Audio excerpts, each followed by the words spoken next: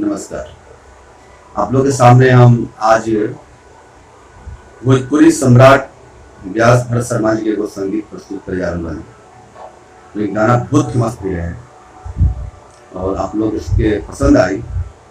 मियां बीबी का नोक झोंक पे गाना बाटे, नथुनिया पर बाटे। हर नथुनिया वाला गाना खराब ना होला। भरत शर्मा जी के बड़ा अच्छा से बोले बनी।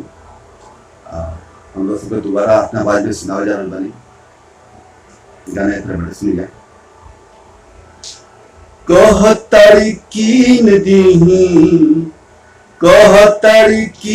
दीही नाक के नथुनिया शनिचरे से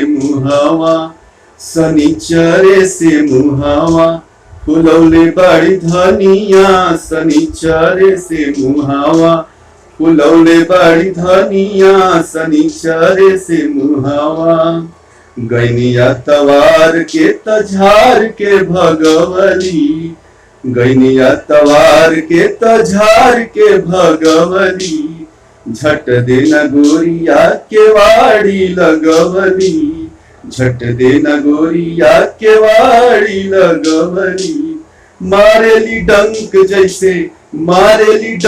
जैसे काली नगिनिया शनिचरे से मुहावा फुलौले बड़ी धनिया शनिचरे से मुहावा फुलौले बड़ी धनिया चढ़ल सोमार तबे मार भैली रानी मंगल के पियली ना एको बूंद पानी चढ़ल सोमार तबे मार भैली रानी मंगल के पियली ना एको बूंद पानी क्रोध से न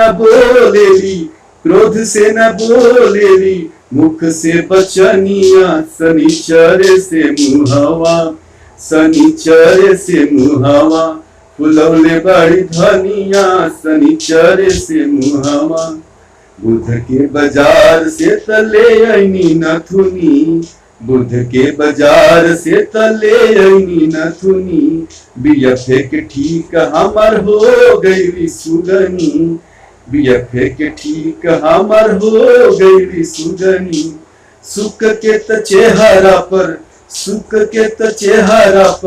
चमके चंदनिया शनिचरे से मुहावा फुलौले बड़ी धनिया शनिचरे से मुहावा फुलौले बड़ी धनिया आई शनिचर त लड्डू फूटल भीतर आई शनिचर त लड्डू फूटल भीतर झाड़ के सवार के लगा लेली तर झाड़ के सवार के लगा लेली तर 7 दिन पे अरविंद